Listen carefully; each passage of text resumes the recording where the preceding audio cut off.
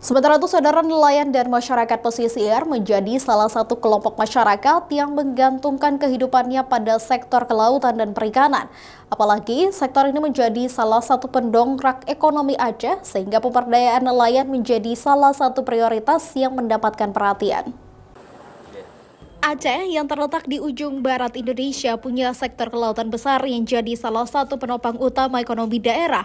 Ada ribuan nelayan yang bergantung pada sektor ini, baik nelayan tangkap maupun budidaya.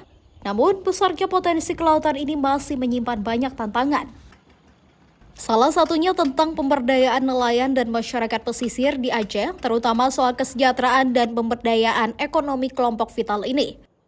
Ketua Himpunan Masyarakat Nelayan Indonesia HMNI Aceh, Herman Arsyad, bilang, organisasi masyarakat nelayan ini akan mendorong penguatan ekonomi keluarga nelayan dan membangun ekosistem mandiri dan bersinergi dengan pemerintah. Semuanya akan kita nanti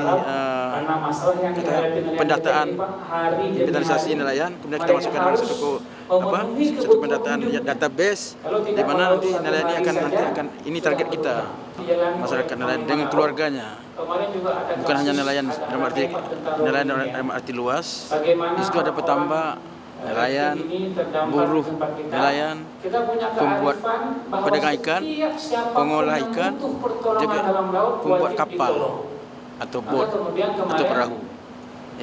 Sementara itu, organisasi Himpunan Masyarakat Nelayan Indonesia melantik para pengurus HMNI Aceh periode 2025-2030. Para pengurus baru diharapkan dapat bekerja sebagai mitra nelayan dan pemerintah untuk pemberdayaan nelayan kita. Mustajab, Kompas TV, Banda Aceh.